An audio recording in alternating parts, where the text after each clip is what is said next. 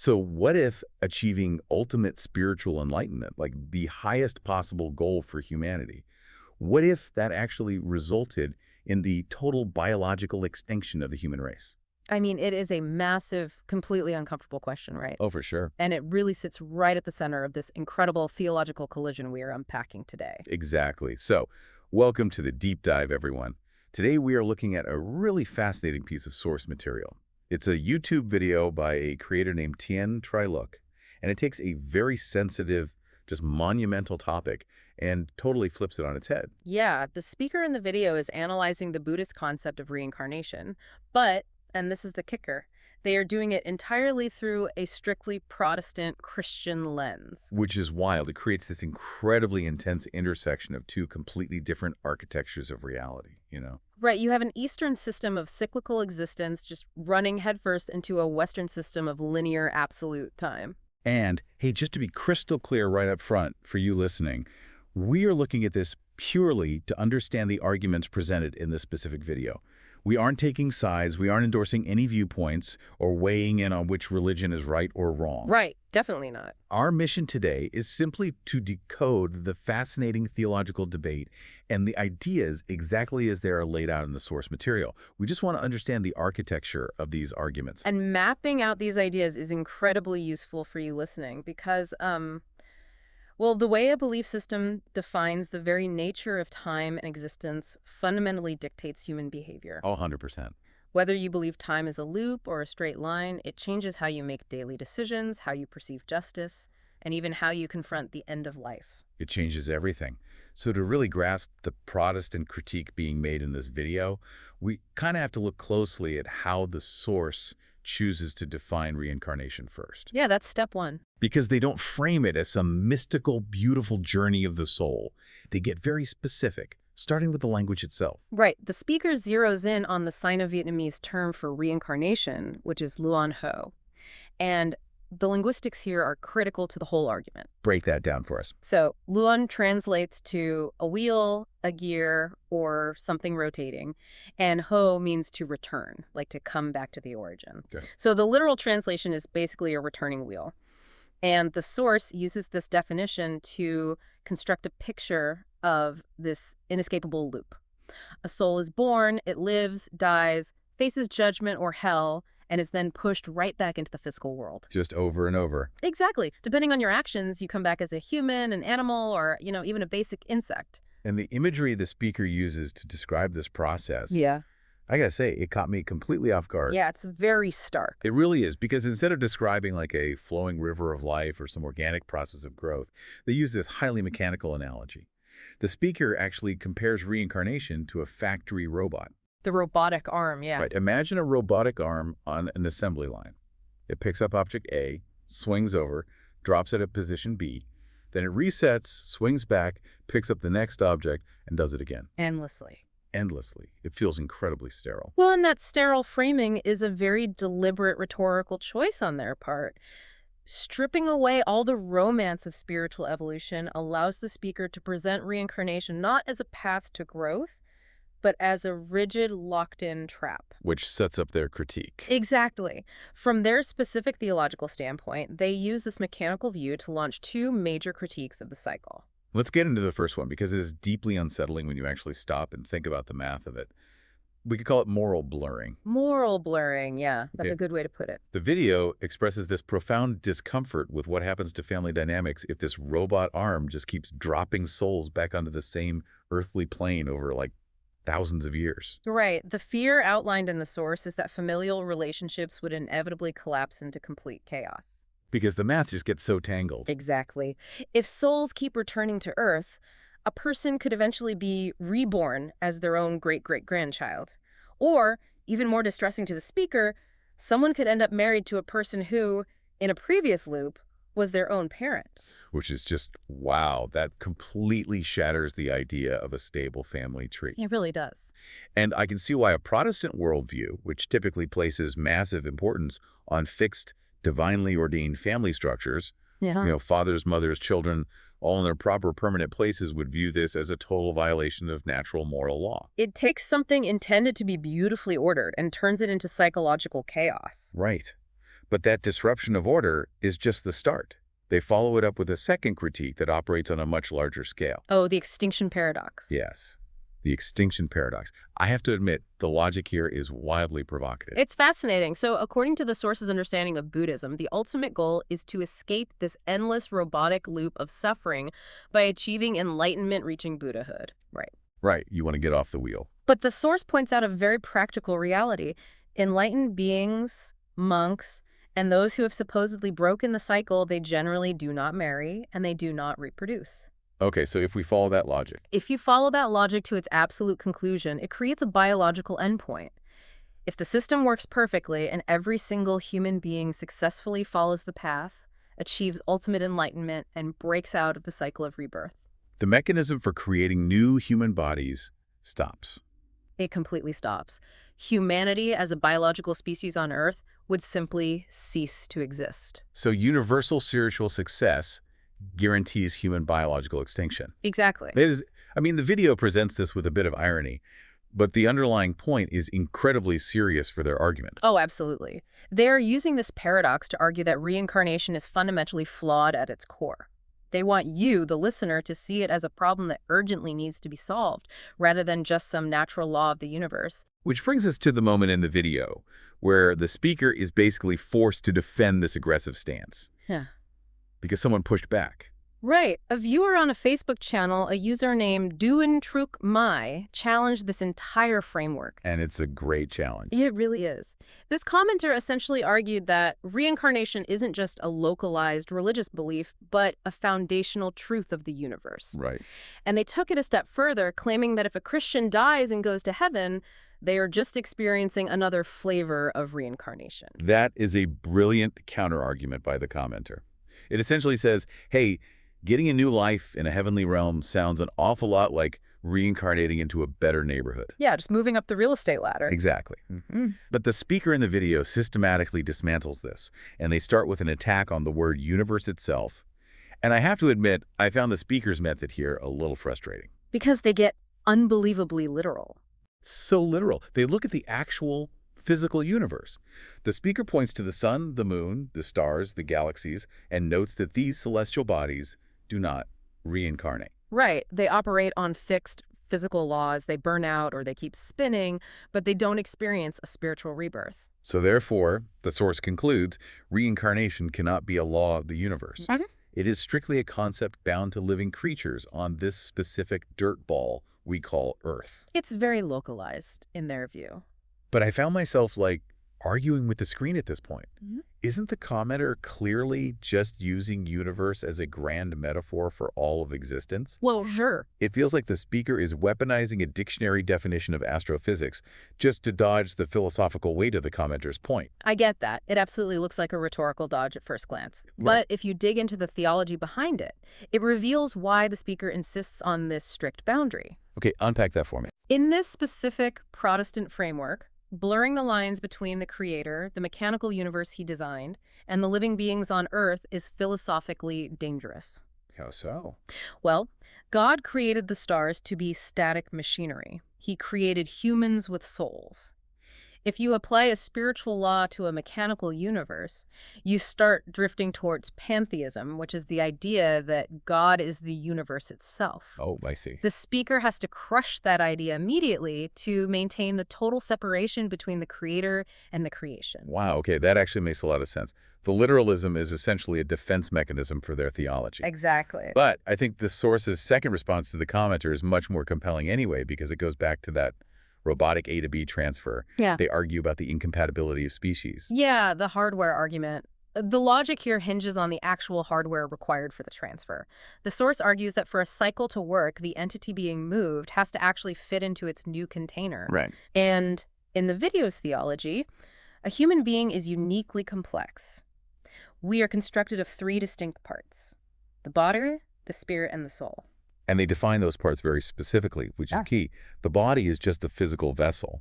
Yeah. But it's the distinction between the soul and the spirit that gets really interesting here. Right. The spirit in this context is defined as the internal capacity for intellect, for religious yearning, for the ability to consciously connect with the divine, It's that drive that makes a human want to pray or seek meaning. Now compare that to an animal. A dog, a cat, or a monkey might have a body, and they have the breath of life. But according to this specific theology, they lack that specific spiritual hardware. They don't have the receptor. Exactly. They do not possess religious capacity. They cannot conceptualize the divine.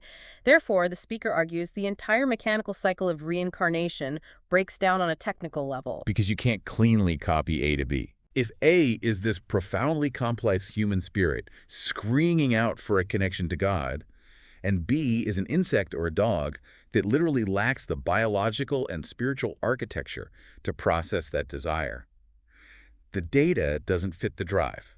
It's an incompatible file format. The human spirit would be trapped in a vessel incapable of utilizing it. So, having firmly rejected the idea that reincarnation is a universal law, and having rejected the idea that a human can cycle into an animal, the source has to answer the commenter's final challenge. Which is, what happens when a Christian goes to heaven? Right. If it isn't reincarnation, what is it? Because, I mean, on the surface, moving to a new realm after death sounds pretty similar. It does. But the source draws a massive philosophical boundary here using language again. They contrast the term luan ho, that returning wheel of reincarnation, with the terms chuan sin, or sun seng lei. And how do those translate? These translate much more accurately to resurrection or transmigration. Okay, so the video frames this as a fundamental difference in trajectory. Yes, trajectory is the perfect word. Because if you think about the wheel, it spins in place. It implies this horizontal movement. You die on Earth and you come back to Earth. Or worse, downward movement into the animal realm. Right, downward. But either way, you are trapped on the same basic plane of existence, subject to the same suffering, over and over again. But Qianxin, which is entering the Christian heaven or Cointreau, is entirely different. It is strictly vertical movement. Vertical. The source argues you aren't just moving sideways into a new physical body. You are becoming a higher, sacred, entirely different type of entity. You leave the plane of Earth completely. I was actually trying to think of a way to visualize this for someone listening today who might not be steeped in all this theology. Let's hear it. So, if reincarnation, at least the way the source describes it, is like wiping a computer's hard drive and reinstalling the exact same flawed operating system onto the exact same old laptop over and over again, then Triansin, transmigration, is completely different. It's like taking your core data and uploading it into a massive, infinitely more powerful supercomputer in a completely different dimension. Oh, that's a great analogy. You aren't rebooting the old machine. You are permanently upgrading the architecture of your existence. And what's fascinating here is the power of that distinction for the speaker. To them, the Christian afterlife completely shatters the wheel. It breaks the loop. It breaks it. Once you go up, you never return to the robotic assembly line. You transcend the system entirely. But the intensity with which the speaker argues this point is really striking. I mean, they aren't just politely disagreeing with Buddhism. No, not at all. They treat this misunderstanding of the afterlife as a literal matter of eternal life or death. Why are the stakes so incredibly high for them? Because we reached the most severe claim in the video. The source doesn't view reincarnation as just a harmless alternative philosophy. They categorize it as a sophisticated, deliberate deception engineered by the devil. That is a massive escalation. It really is. To claim that an entire cyclical view of time is demonic requires some serious explanation. So what are the actual mechanics of this supposed deception? What does the devil gain from convincing people time is a wheel? Well, the source explains that the core objective of this plot is to sever the connection between humans and their creator. And the weapon used to sever that connection is the removal of urgency. Urgency. Okay, think about human psychology for a second. If you deeply, truly believe that you have infinite chances at life, Right. if you believe that if you mess up this current existence, you can just try again in the next one, or the one after that. Yeah, just hit reset. Right. Or if you believe that even hell is just a temporary state, like a holding cell where you burn off bad karma for a few hundred years before you get paroled back to Earth, what happens to your motivation to change your behavior today? The motivation just evaporates. A limitless timeline breeds infinite procrastination. Exactly. The source argues that if the deadline for repentance is constantly pushed to the next life, humanity will naturally delay confronting their own sin. Here's where it gets really interesting, because it's the ultimate cosmic get-out-of-jail-free card. It is. And furthermore, the Protestant worldview presented here argues that a cyclical system fosters a dangerous illusion of self-reliance. Meaning what? Well, if you believe you have a million lifetimes to perfect your own soul through spiritual practice, what they call tutep, then you eventually save yourself. Oh, I see. And if you can save yourself through sheer effort over eons, you no longer need a creator. You completely bypass the need for Jesus' sacrifice. Grace becomes irrelevant. Wow. So the Source counters this with a brutally stark view of reality. In their framework, there are only two phases of existence. Just do. There is this singular, current earthly life, and then there is eternity. Permanent, unchanging heaven or permanent, unchanging hell. There's no third act. The wheel does not exist. And the video states that the devil is acutely aware of this linear reality. He is facing his own eternal punishment, and the concept of forever terrifies him. So he wants company. Exactly. His strategy, therefore, is to drag humanity over the cliff with him by masking the cliff's existence. By hiding the drop-off. Right. If he can convince the world that time is a gentle rotating wheel, people won't realize they are actually walking on a linear path toward an abrupt and permanent drop-off. Man, I struggle to imagine walking around with that kind of psychological pressure every single day. It's heavy. Very heavy. If every mistake, every choice, has a permanent eternal consequence, without any possibility of a cosmic reset button, how does anyone function? Right. And that actually brings up a huge missing piece of the puzzle here. The concept of karma, this idea that you get what you give, that bad actions have consequences, is deeply intuitive to most people. Sure. So how does the Protestant worldview in this video handle the mechanics of consequence if they completely reject past and future lives? Well, the video directly addresses this clash of timelines regarding karma, which is referred to as non-qua, or cause and effect. Right. So the Source first outlines their understanding of the Buddhist view. If you commit an evil act, you accumulate a karmic debt. Yes. And if you don't pay that debt off through suffering or good deeds in this current life, that debt doesn't just disappear. It transfers. It burdens your next incarnation. Or in some traditions, it falls onto the shoulders of your children and grandchildren to pay off across generations. So the debt travels across the vast timeline of the wheel. Right. But the Protestant view presented in the text compresses that timeline brutally. The absolute rule is you reap what you sow, entirely within this current singular life. Immediate consequence. The speaker explicitly rejects the idea of generational curses. Completely. Your children do not bear the way of your spiritual failures. The slate of cause and effect is tied exclusively to you right now. And the way the speaker describes the actual mechanics of this is fascinating because it sounds less like mystical theology and more like spiritual physics. Spiritual physics, I like that. They describe sin as an energy. When you commit a malicious act, you send a negative pulse out into the universe and the spiritual realm. It honestly reminds me of Newton's third law of motion. You know, every action has an equal and opposite reaction, but applied to human morality. That's a great way to look at it. If you blast a wave of dark, sinful energy into the spiritual realm, the universe acts like a mirror and bounces an equal corresponding force of negative energy right back in your life. And the source argues that this immediate, bouncing karmic pushback is the root cause of real-world suffering today. It manifests physically as disease, sudden misfortune, or even shortened lifespans. So it's happening right now. Exactly. The punishment isn't deferred to a future life as a lesser animal. It strikes you while you are still breathing in this one. But hold on. If we're all constantly making mistakes, constantly sending out these little waves of negative energy that are inevitably bouncing back to destroy us, how does anyone survive the physics of this system? Well, this is where the concept of grace enters the mechanics. In this framework, Jesus acts as the ultimate shock absorber for that returning karmic energy. A shock absorber. Right.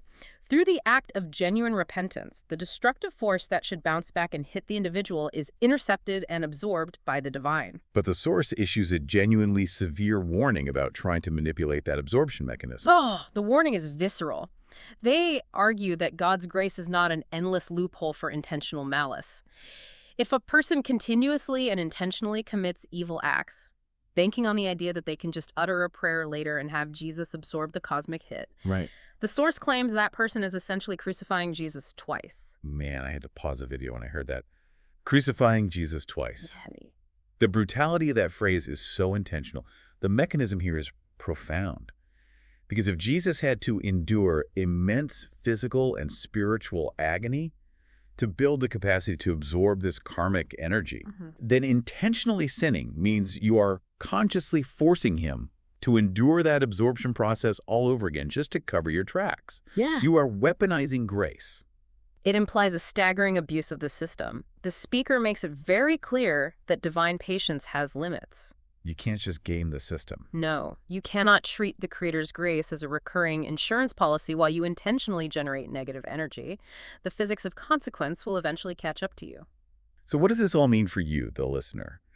The ground we've covered today is incredibly dense. Very. We've gone from analyzing the Sino-Vietnamese linguistics of a returning wheel to philosophical debates about factory robots and universal laws, all the way to the brutal physics of spiritual energy and consequence. Distilling it all down, the source is really illustrating a fundamental war between two architectures of existence. Right. One architecture is cyclical. It views time as vast, forgiving, and repetitive. It's an infinite marathon where failure is expected, and you can always rest, knowing the track will loop around and give you another chance to run it better in the next life. And the architecture the source fiercely defends is purely linear.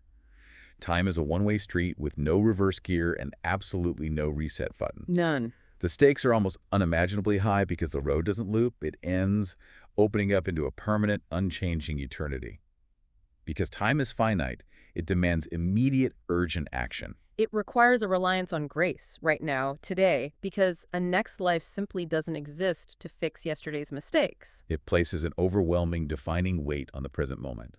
In this view, every single choice you make resonates not into some future incarnation, but directly into your eternal state of being. It's all about urgency. Which brings this entirely abstract theological debate right back to your daily life. Regardless of your personal beliefs about what happens after our hearts stop beating that out. You know, whether you believe we come back to try again, ascend to a higher plane, or just fade to black, the way you perceive time actively shapes your behavior. It dictates everything. So I want to leave you with this thought to mull over. If you operated today, right now, under the absolute undeniable certainty that you only had one single non-repeatable chance at existence, no do-overs, no next life to apologize, no cosmic reset button, how would that urgency change the very next decision you make as soon as this deep dive ends?